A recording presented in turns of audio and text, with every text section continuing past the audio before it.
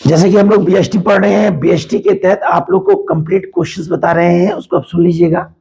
यदि आप उसको एग्जामिनेशन के दिन भी सुन लेते हैं, एक दिन पहले सुन लेते हैं, तो सारे टॉपिक कंप्लीट मिलेंगे। क्वेश्चन पढ़ेंगे जी। What do you mean by a business? सबसे पहला क्वेश्चन है हमारा, what do mean by business. भाई बिजनेस क्या होता है? तो सबसे पहले जान लीजिए कि business is a human activity. व्यवसाय मानव के द्वारा किया गया एक ऐसा कार्य होता है जिसके अंतर्गत इसे इकोनॉमिक और नॉन इकोनॉमिक एक्टिविटी माना गया है। मतलब बिजनेस एक ऐसा ट्रांजैक्शन वर्क है जहां मनी के आधार पे आप लेन देन करते हैं, ट्रांजैक्शन वर्क करते हैं, तो हमारा क्या कहलाता है सर?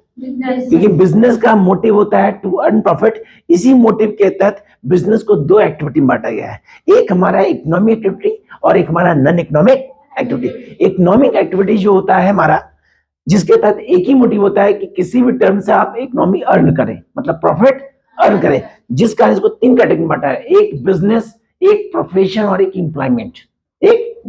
दूसरा होता है नॉन इकोनॉमिक एक्टिविटी, जो इकोनॉमी में पढ़े थे चैप्टर, नॉन प्रॉफिट ऑर्गेनाइजेशन। एक ऐसा एक्टिविटी जिसका ऑब्जेक्ट होता है सोशल डेवलपमेंट, समाज को सिर्फ डेवलप करना, है ना, जिसमें school, hospital, charity clubs, organisation, है ना, ये समाज आते हैं। तो ये बिजनेस हमारा हो गया। अगला क्वेश्चन पढ़िए। What do you mean by management? What do mean by management? जो होता है ये बिजनेस का ही एक पार्ट होता है।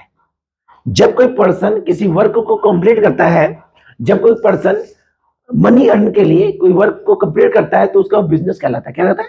लेकिन वही पर्सन एक स्किल बेसिस से, एक नॉलेज के आधार पे उस वर्क को कंप्लीट कराता है, तो उसका मैनेजमेंट कहलाता है। क्योंकि मैनेजमेंट जो होता है एक पावर होता है, एक स्किल्स होता है, और उसी स्किल्स के आधार पे वह काम को कंप्लीट करता है।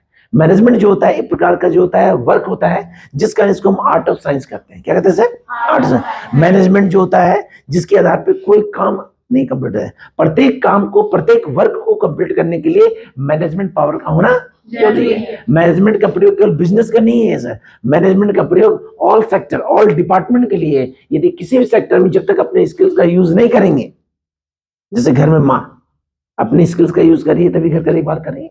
एक टीचर्स मैनेजमेंट पावर है, सभी क्लास को रूटीन वाइज देख रहे हैं क्या। एक बिजनेसमैन जिस पर स्किल्स है, वो अपने स्किल का प्रयोग प्रोडक्शन करता है और मार्केट में गुड्स को सेल और परचेज करता है, तो उसका स्किल्स पावर। मतलब हर व्यक्ति अपने स्किल का प्रयोग कर रहा है, तो वो स्किल्स, वो योग्यता, वो नॉलेज, वो क्या कहलाएगा हमारा मैनेजमेंट। जिसका सेकेंडरी नेम दिया गया हमारे इंटरप्रेन्योरशिप। इंटरप्रेन्योरशिप जो होता है वह स्किल पावर होता है, वह नॉलेज होता है जिसके आधार पर आप वर्क को कंप्लीट करते हैं, और वह पर्सन जिसके द्वारा वर्क को कंप्लीट किया जाता है वह इंटरप्रेन्योर कहलाता है। क्या कहलाता है sir? Next question. Explain the four importance of management. Explain the four importance of. तो हम सब जानते हैं कि management is a part of business, management is a part of A Business. या मैनेजमेंट जो होता है, यदि हम बिजनेस के देखते हैं, यदि हम किसी भी सेक्टर देखते हैं, तो मैनेजमेंट जो होता है उसका प्रयोग जब हम किसी भी सेक्टर में करते हैं तो सेक्टर का केवल बेनिफिट्स होता है। तो यहाँ पूछा है important the business, important the management. Management का बिजनेस में क्या इंपॉर्टेंट है? तो बिजनेस में पहला इंपॉर्टेंट है कि आपका स्किल्स बढ़ेगा। यदि आप अपनी स्किल्स का बार बार यूटिलाइज करेंगे तो ऑटोमेटिक आपका नॉलेज जो होता है ना घटेगा नहीं, क्या बढ़ेगा। टाइम टेकिंग, समय बचेगा। समय सबसे बड़ा इंपॉर्टेंस है। मैनेजमेंट का दूसरा इंपॉर्टेंस होता है आपकी समय की बचत होगी। क्या होगी सर? समय बचेगा तो बेनिफिट होगा। तीसरा पॉइंट होता है टू अर्न प्रॉफिट। क्या होता है सर? यदि आप बिजनेस में स्किल्स का सही यूटिलाइज कर रहे हैं तो आपका बिजनेस ऑटोमेटिक ग्रो करेगा, डिक्रीज नहीं करेगा, वो हमेशा इंक्रीज करेगा। क्योंकि कल आप सोल ट्रेड के तहत, जिस प्रकार बिजनेस ऑर्गेनाइजेशन तीन होता है, सोल ट्रेड, पार्टनरशिप और कंपनी। जब कोई पर्सन अपने स्किल्स के आधार पे किसी सोल ट्रेड को स्टार्ट करता है और उसका बिहेवियर, उसका प्रोडक्ट, उसका बिजनेस, मतलब उसके द्वारा जितना भी स्किल्स है, अगर उसको अच्छा वो यूटिलाइजेशन कर रहा है, तो कल डेट में वही पर्सन एक ब्रांड खोलता है, कंपनी खोल देता है। तो स्किल से तभी खोला सर। या अगर उसका स्किल्स नहीं होता तो वही सोल ट्रेड बिजनेसमैन ही कहलाता। क्या कहलाता सर? आज वो ब्रांड क्यों खोला? क्योंकि स्किल्स पावर है, तो उसका मेरिट्स हो गया। अगला point. Explain the need of management. Explain the need of management की क्या आवश्यकता है जीवन के प्रत्येक क्षेत्र में, पूरे लाइफ में। यदि मैनेजमेंट का प्रयोग नहीं करेंगे तो आपका हर सारा काम जो होता है वो बेकार होगा। अभी हम बोले सर यदि मैनेजमेंट नहीं रहेगा तो आपका सारा वर्क जीरो होगा। क्या होगा सर?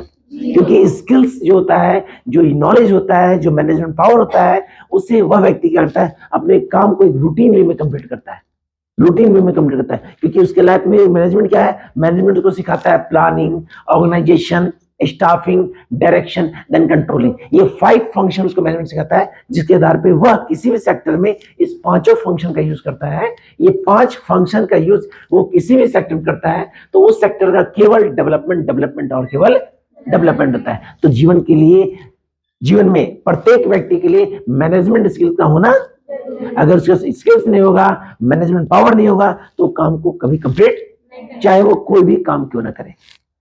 अगला question, explain the label of management. Explain the level of, level जो होता है वो कैटेगरी होता है। क्या होता है सर? हम लोग पढ़ रहे हैं बिजनेस स्टडी, तो बिजनेस स्टडी के तहत मैनेजमेंट के लेवल को 3 कैटेगरी बांटा गया है। बिजनेस मैनेजमेंट के तहत मैनेजमेंट को 3 लेवल बांटा गया है, हाई लेवल, मिडिल लेवल और लो लेवल। जब तक ये 3 कैटेगरी में हम मैनेजमेंट को नहीं डिपार्टमेंट में बांटेंगे तब तक हम प्लान बेसिस से उस वर्क को कंप्लीट नहीं करें। क्योंकि हम लोग जानते हैं कि प्रत्येक फर्म में, प्रत्येक बिजनेस में डिपार्टमेंट होता है, हाई लेवल, मिडिल और हाई होता है। जो मालिक होता है सबका मालिक एक है, मिडिल लेवल होता है वर्कर्स जो होते हैं, और लो लेवल जो होते हैं प्यून्स होते हैं जो देखभाल करते हैं। क्योंकि इसी कैटेगरी के आधार पर क्या करते हैं, हम वर्क को कंप्लीट करते हैं। जैसे फॉर एग्जांपल हम एक प्राइवेट स्कूल चला रहे हैं, हम उस प्राइवेट स्कूल के ऑनर हैं, तो हम हाई लेवल हो गए। क्या हो गए सर? हमारा ऑर्डर चलेगा, हमारा परमिशन चलेगा, हम हाई लेवल हो गए। हम क्या हो गए? सेकेंडरी लेवल में क्या हो गया? टीचर्स हो गए, एम्प्लॉइज हो गए। ये क्या हो गया? सेकेंडरी लेवल में कौन हो गया? सेकेंडरी। और लो लेवल हो गए जिसको देखभाल करते हैं, प्यून्स हो गए जो साफ सफाई का ध्यान देते हैं। ये क्या हो गया? हमारा लो लेवल। क्योंकि जब तक ये तीनों लेवल नहीं होगा तब हमारा घर का काम, तब तो हमारा बिजनेस वर्क, तब तो हमारा वर्क कंप्लीट नहीं होगा। जैसे घर में देखिए सर, घर में अगर घर में जो मुखिया है वो टॉप, वो क्या हो गया? गार्जियन हो गए मिडिल, और बच्चे लोग हो गए। चलिए अगला question, What do you mean by coordination?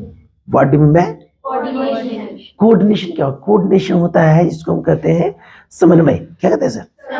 समन्वय का मतलब होता है कि मैनेजमेंट का प्रयोग जब हम बिजनेस सेक्टर में करते हैं तो प्रत्येक बिजनेस को कंप्लीट करने के लिए जब हम लोग ग्रुप ऑफ मेंबर मिलकर काम कंप्लीट करते हैं, एक ग्रुप के तहत उस वर्क को जब कंप्लीट करते हैं, तो उस वर्क को कंप्लीट करने के लिए जितने मेंबर्स होते हैं, जितने भी, वो अलग अलग धर्म के होते हैं, अलग अलग कैटेगरी के होते हैं, अलग अलग धर्म के होते हैं, अलग अलग कैटेगरी के होते हैं। और उनके बीच क्या होता है, जब तक कोऑर्डिनेशन नहीं होगा, जब तक आपसी प्रेम नहीं होगा, तब तक वो मेरा वर्क कंप्लीट, मेरा वर्क ग्रोथ। जैसे हम ही लोग इंस्टीट्यूशन में पढ़ा रहे हैं तो यहाँ पे हम लोग धर्म तो देखेंगे नहीं सर, यहाँ पे देखेंगे कि सभी लोग पढ़ने वाले स्टूडेंट्स हैं, तो सबको कोरिलेट होकर वर्क कंप्लीट करेंगे, वो काम कंप्लीट करेंगे, तो ऑटोमेटिक हमारा जो वर्क है वो क्या होगा सर? ग्रोथ होगा।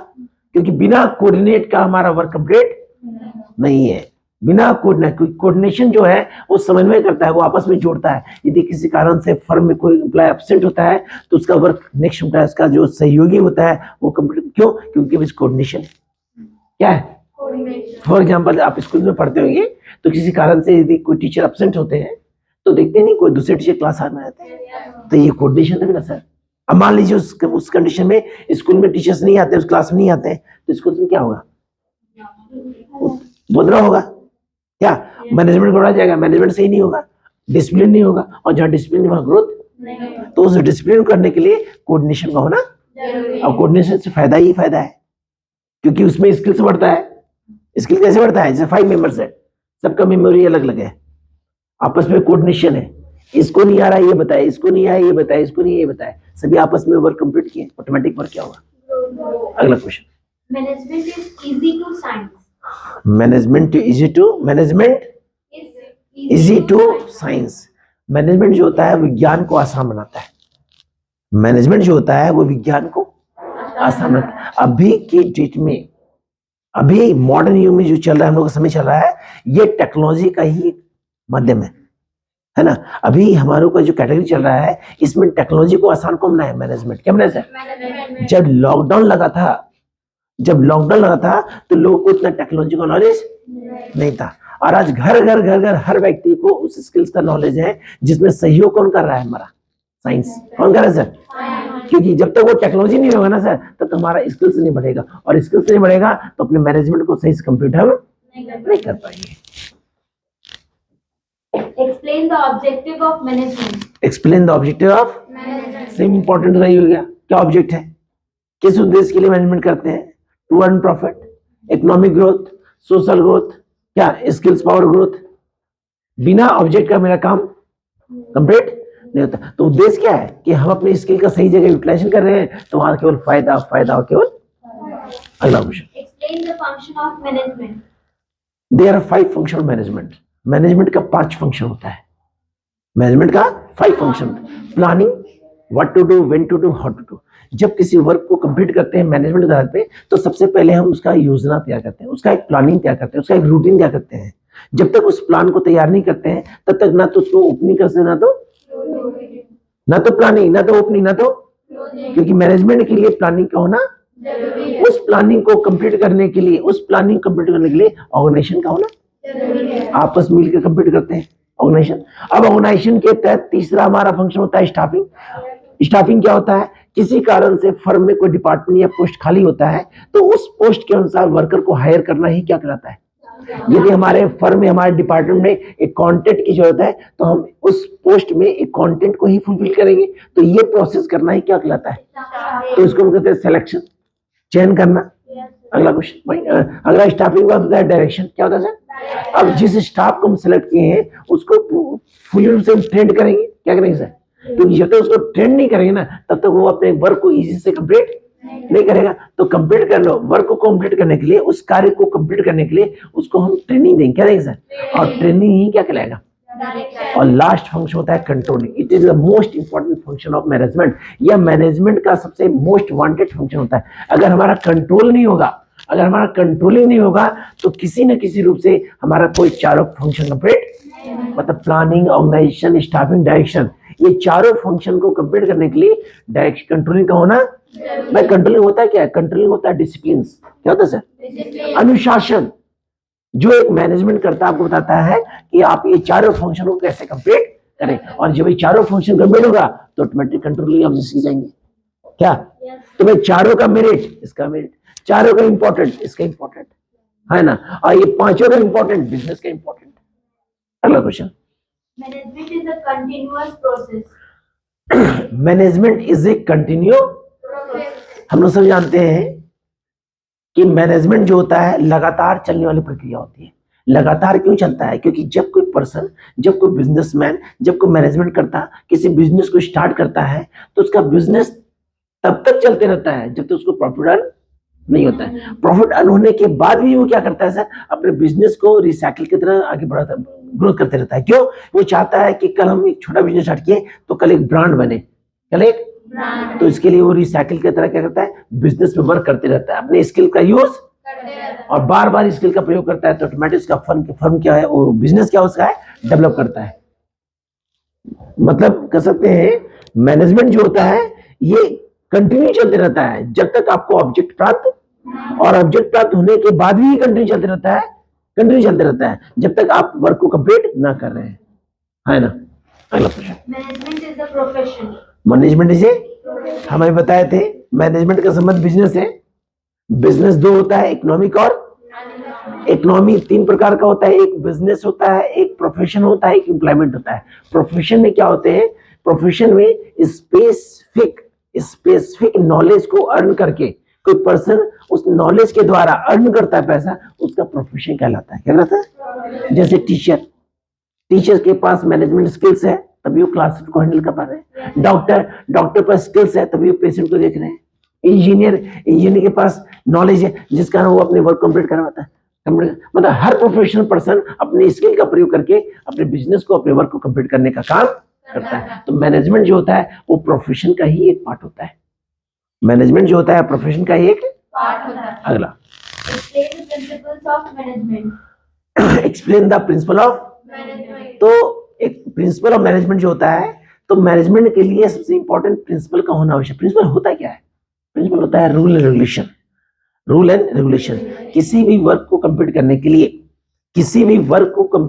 लिए, जब तक आप प्रिंसिपल का यूज नहीं करेंगे, पॉलिसीज का प्रयोग नहीं करेंगे, गवर्नमेंट रूल का प्रयोग नहीं करेंगे, सरकार के दिए गए नियमों का प्रयोग नहीं करेंगे, या अपने प्रिंसिपल का प्रयोग नहीं करेंगे, तब तक आपका वर्क जो होता है फुली कंप्लीट नहीं होगा। तो इसके संदर्भ में फ्यूल के द्वारा 14 प्रिंसिपल दिए गए। कितना प्रिंसिपल दिए गए?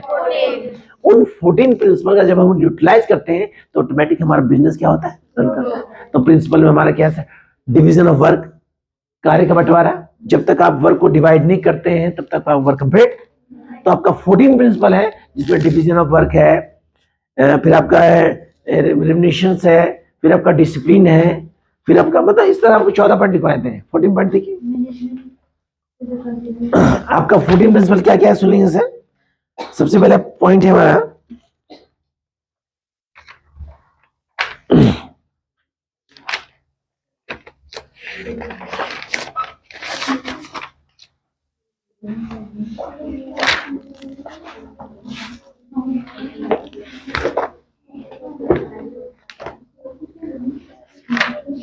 एक बार नाम बता देंगे तो दिक्कत नहीं होगा।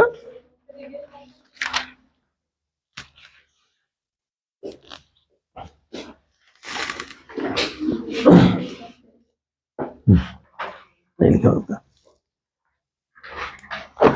पहला प्रिंसिपल है हमारा division of work, division of.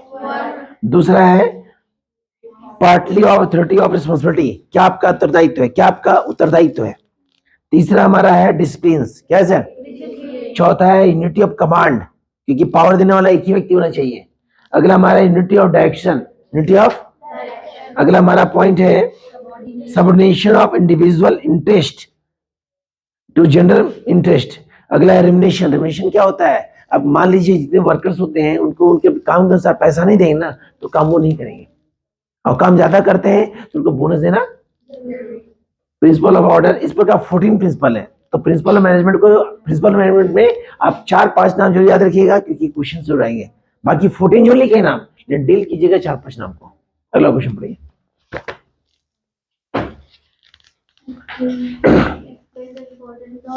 Important and objective of principal management. Explain the objective and importance. Explain the importance and objective of principals management. सही बात है। इन्होंने कहा कि प्रिंसिपल ऑफ मैनेजमेंट के क्या ऑब्जेक्टिव इंपॉर्टेंस है। तो आप सब जान लीजिए, यदि मैनेजमेंट वर्क को कंप्लीट करना है, मैनेजमेंट वर्क को कंप्लीट करना है तो उस कंडीशन में आपको प्रिंसिपल को यूज करना ही पड़ेगा। क्योंकि यदि आप प्रिंसिपल का यूटिलाइज करते हैं तो आपका वर्क जो होता है वो इजी प्रोसेस में कंप्लीट होगा, और जब वर्क कंप्लीट होगा तो बिजनेस ग्रोथ करेगा, स्किल्स बढ़ेगा, इकोनॉमी बढ़ेगा, एम्प्लॉयमेंट बढ़ेगा, है ना, प्रोडक्शन बढ़ेगा, यूटिलाइजेशन रिसोर्सेज होगा, संसाधनों का सही प्रयोग करेंगे, कच्चे माल का, रॉ मटेरियल्स का, मतलब कह सकते हैं कि बेनिफिट्स और केवल बेनिफिट्स। अगला point, Explain the scientific management. Explain the.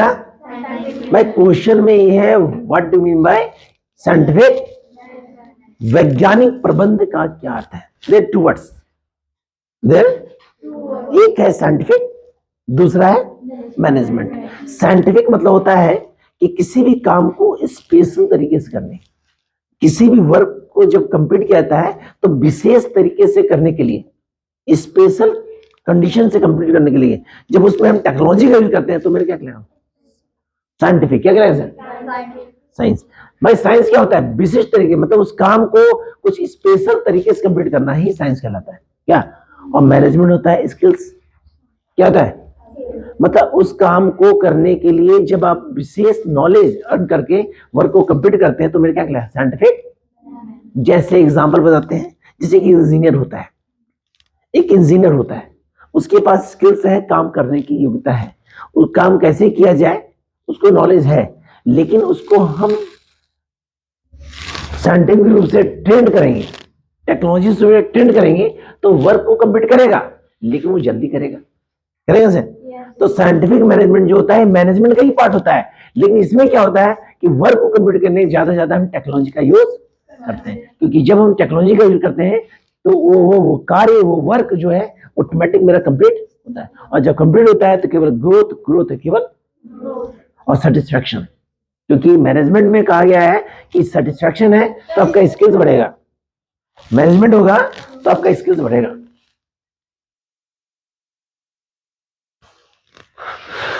Question बोलिए। Discuss the 5 principles of management. Discuss the 5 principle of, अभी आपको फ्यूल का 14 प्रिंसिपल बताया सर, नाम याद करते 5 ही याद करते सर, इसी वर्ड। पहला division of work, division of, दूसरा हो गया हमारा unity of command, unity of, तीसरा हो गया हमारा डिसिप्लिन, क्या हो गया, चौथा हो गया हमारा रेमिनेशन, क्या हो गया, रेमिनेशन। अब पांचवा हमारा हो गया रिस्पॉन्सिबिलिटी, रिस्पॉन्सिबिलिटी, रिस्पॉन्सिबिलिटी बोले कोई दिक्कत नहीं, अथॉरिटी रिस्पॉन्सिबिलिटी या रिस्पॉन्सिबिलिटी। पहला डिवीजन ऑफ वर्क, दूसरा डिसिप्लिन, तीसरा यूनिटी ऑफ कमांड, चौथा रेमिनेशन और पांचवा अथॉरिटी या रिस्पॉन्सिबिलिटी, है ना। अगला point, What do you need? Why do we need management? What is, same he question है सर, सेम ही क्वेश्चन है, क्या क्या नीड है। अगला क्वेश्चन पढ़ लीजिए, तो जो क्वेश्चन पढ़िए। What do you mean by organization? What do mean by organisation? Is a organisation word management का सेकंड फंक्शन होता है, क्या होता है? तो मैनेजमेंट के तहत जब आप प्लानिंग करते हैं, मैनेजमेंट के तहत जब आप प्लानिंग करते हैं कि वर्क को कैसे कंप्लीट किया जाए, what to do, when to do, how to do, कैसे कब कहाँ किस प्रकार काम को कंप्लीट करना है, उसके लिए जो आप रूपरेखा तय करते हैं, एक रूटीन तय करते हैं। क्योंकि प्लानिंग जो होता है एक मिरर की तरह होता है, प्लानिंग जो होता है एक दर्पण की तरह होता है। क्योंकि जब आप योजना छाड़ेंगे ना सर, तो आपको सेटिस्फैक्शन खुद होगा पहले से ही कि हमारा रिजल्ट बेस्ट होगा, रिजल्ट। तो उस प्लानिंग को कंप्लीट करने के लिए, उस योजना को कंप्लीट करने में ऑर्गेनाइजेशन का बहुत बड़ा हाथ होता है। क्या होता है? ऑर्गेनाइजेशन जो होता है उसके अंदर जितने भी ग्रुप ऑफ मेंबर होते हैं, जो वर्कर्स होते हैं, जो एम्प्लॉय होते हैं, वो ऑर्गेनाइज होकर वर्क को कंप्लीट करते हैं। वो आपस में मिलकर अपने अपने स्किल के द्वारा वर्क को ग्रो करने का काम करते हैं। क्योंकि आप सब जानते हैं एकता में बल है, अगर पावर मिलता है एकजुटता, तो वर्क मेरा ऑटोमेटिक बस कंप्लीट होगा। उससे फायदा क्या होगा? टाइम टेकिंग, समय की खर्च कम होगा, बेनिफिट्स होगा। अब बेनिफिट्स होगा तो जिस ऑर्गेनाइजेशन में, जिस मैनेजमेंट में, जिस बिजनेस सेक्टर में उस ऑर्गेनाइजेशन का यूज कर रहे हैं, ऑटोमेटिक वो सेक्टर क्या होगा? डेवलप होगा। अगला question, discuss the types of organisation. का बेसिकली दो टाइप्स होता है, एक होता है फॉर्मल, एक होता है इनफॉर्मल। फॉर्मल मतलब होता है औपचारिक संगठन और इनफॉर्मल होता है अनौपचारिक संगठन। तो फॉर्मल क्या हो गया? फॉर्मल मतलब हो गया कि फॉर्मल मतलब हो गया, formal organisation is a part of organisation. यह ऑर्गेनाइजेशन का एक ऐसा पार्ट है जिसके अंतर्गत जितने भी इंप्लॉय होते हैं, जितने भी वो आपस में मिलकर जो वर्क को कंप्लीट करते हैं, तो हो गया फॉर्मल। क्या हो गया सर? और इनफॉर्मल हो गया जब बाहरी लोगों से इंफॉर्मेशन लेकर वर्क को कंप्लीट करते, हो गया इनफॉर्मल। फॉर्मल मतलब हो गया कि हम लोग मिलकर काम कंप्लीट करें, और इनफॉर्मल हो गया कि बाहरी सूचना या बाहरी नॉलेज को प्राप्त करके वर्क को कंप्लीट करके, क्या हो गया? अगला, Explain the process of organization. Explain the process of. Organization. The process मतलब होता है प्रक्रिया। किसी भी वर्क को कंप्लीट करने के लिए जब तक प्रोसेस नहीं होता है, मेरा वर्क कंप्लीट नहीं होता है। तो उस प्रोसेस के तहत ऑर्गेनाइजेशन में ये देखते हैं कि कार्य की शुरुआत कहाँ से की जाए, है ना। तो उसके लिए जो प्लानिंग तैयार हुआ है, जो रूटीन तैयार हुआ है, जो रूपरेखा तैयार हुआ है, जो स्टेटमेंट तैयार हुआ है, उसी स्टेटमेंट में छोटे स्तर से, मतलब छोटे स्तर में कहते हैं कि निम्न लेवल पे, या कहते हैं उसको हम लोग कि कार्य की शुरुआत करने से पहले से लेकर, कार्य की शुरुआत करने से पहले से लेकर अंत तक, मतलब क्लोजिंग तक जो भी वर्क कंप्लीट करते हैं उसका क्या कहलाता है? वो प्रोसेस कहलाता है। फॉर एग्जाम्पल जब किसी भी प्रोडक्ट को हम कंप्लीट करते हैं, तो एक प्रोसेस के आधार पे कंप्लीट करते हैं, और उस प्रोसेस में क्या होता है? स्टेप्स होते हैं। क्या होते हैं सर? उस स्टेप्स में जो होते हैं अलग अलग मैनेजमेंट पावर के स्किल्स मेंबर होते हैं सर। Yes, sir. सबसे पहला रॉ मटेरियल आते हैं, उसका मैनेजमेंट अलग होता है। उस रॉ मटेरियल में से वेस्टेज निकालने वाला अलग मेंबर होता है। उस रॉ मटेरियल को प्रोडक्ट में कंप्लीट करने के लिए अलग अलग मेंबर होते हैं, जिनके पास अलग अलग स्किल्स होता है, जो टेक्नोलॉजी के आधार पे उसको कंप्लीट करने का काम करते हैं। मोबाइल भी हो सकता है। और कंप्लीट जब मोबाइल बन जाता है ना सर, कोई प्रोडक्ट बन जाता है ना सर, तो बाजार में उसको भेजने तक या बाजार में सप्लाई करने का भी मैनेजमेंट अलग होता है सर, ऑर्गेनाइजेशन अलग होता है, बेचने तक का भी ऑर्गेनाइजेशन अलग होता है। जब तक वो प्रोडक्ट कंप्यूटर से बिक नहीं जाए तब तक मेरा प्रोसेस चलते रहता है, बनने से लेकर बिकने तक, बनने से लेकर। अगला point, What do you mean by delegation? What do मैं Delegation. डेलीगेशन को हिंदी में कहते हैं भारापण। डेलीगेशन को हिंदी में कहते हैं भारापण, है ना भाई। डेलीगेशन होता क्या है? डेलीगेशन होता है कि जो भी फर्म में वर्कर होते हैं, जो भी एम्प्लॉय होते हैं, सबका स्किल्स अलग अलग होता है। अब हर वर्कर को, हर एम्प्लॉय को उनकी स्किल के अनुसार, हर वर्कर को, हर एम्प्लॉय को उसकी स्किल के अनुसार जो काम सौंपा जाता है, जो काम सौंपा जाता है वो क्या कहलाएगा? Delegation. जैसा हम जानते हैं मैनेजमेंट का 3 लेवल होता है, टॉप, मिडिल और। तो ये जो कैटेगरी है टॉप, मिडिल, लेवल, तो इनको अलग अलग अपने अपने कैटेगरी अनुसार क्या मिलता है सर? डेलीगेशन मिलता है। भाई टॉप लेवल का काम क्या है? सिर्फ ऑर्डर देना। मिडिल लेवल क्या है? प्रोडक्शन करना, क्या कहना? और लो लेवल क्या है? सेल करना, क्या करना? Sale करना. या कह सकते हैं कंप्यूटर में कर्मचारियों को, वर्कर को उनकी योग्यता के अनुसार जो कार्य सौंपा जाता है, वर्कर को, कर्मचारियों को उनके टैलेंट के अनुसार जो कार्य सौंपा जाता है, वो उसका क्या कहेगा? Delegation. अगला question, What do you mean by communication? What do मैं कम्युनिकेशन? कम्युनिकेशन जो होता है, it is a part of A business service. ये बिजनेस सर्विस का पार्ट है। 11th पढ़े थे हम लोग। बिजनेस सर्विस 4 होता है, bank, insurance, warehousing, communication. Communication जो होता है विचारों का आदान प्रदान, विचारों का, क्योंकि बिना कम्युनिकेशन के आधार पे हमारा मैनेजमेंट काम नहीं हो पाता है। क्योंकि कम्युनिकेशन जो है इसके अंदर ये पता चल पाता है कि बाजार का क्या डिमांड है, क्या बाजार के डिमांड को देखते हुए हम सप्लाई करते हैं। तो वो इंफॉर्मेशन को किसके आधार पर पता चला? Communication. क्या, किसके आधार पे?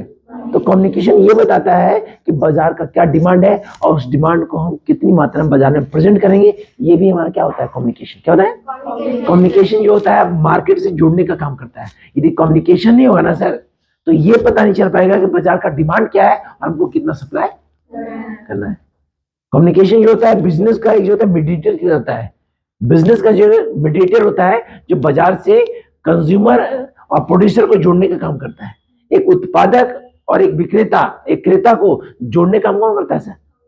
वो बताता है किसको? प्रोड्यूसर को, कि कितना बनाना है, कितना, और कंज्यूमर को बताता है उसका प्राइस कितना है, किसके आधार पे? Communication. अभी कम्युनिकेशन इतना इजी हो गया है टेलीकॉम्स का कि रात बैठे बैठे आप कम्युनिकेट होकर गुड्स का ऑर्डर कर देते हैं आप लोग। क्या ये कम्युनिकेशन है सर? क्या कम्युनिकेशन मतलब? कम्युनिकेशन का हिंदी होता है संदेशवाहन। संदेश वाहन। जैसे मान लीजिए आप एक ड्रेस को ऑनलाइन में सर्च किए, ठीक है ना, आपको 10 तरह का वैसा ड्रेस दिखा देगा। कम्युनिकेट हुआ? आप उसमें सेलेक्ट किए कौन सा वो लेना है, क्या आप बाद में 1 घंटे बाद देखें तो 15-20 ड्रेस और दिखा देगा आपको। वो बार बार आपको कम्युनिकेट कर रहा है, भैया कौन लीजिएगा आप, टिक मारिए, ऑर्डर कीजिए आप। क्योंकि वो बिजनेस आपको बार बार नया नया चीज दिखा रहा है, 2-3 दिन दिखाते रहेगा कि आप सेलेक्ट कीजिए। ये मोटिवेशन पावर हो गया। फिर कम्युनिकेशन के बाद क्या होता है? मोटिवेशन। आपको मोटिवेट किया जा रहा है कम्युनिकेट के आधार पे कि आप उस प्रोडक्ट को परचेज कीजिए। क्या क्लियर? जैसे हम आपको कम्युनिकेट कर रहे हैं इस टॉपिक के बारे में, हम इस टॉपिक के बारे में बता रहे हैं, तो हमको क्या कर रहे हैं? आपको कम्युनिकेट हो रहे हैं। जब तक कम्युनिकेशन नहीं हो पाएगा तो मोटिवेशन। अगला question, What do you mean by functional structure?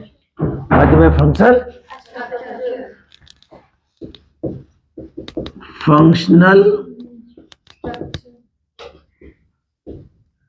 Structure. Function मतलब होता है कार्य ढांचा, कार्य। तो इसका संबंध है प्लानिंग से। इसका संबंध किससे है?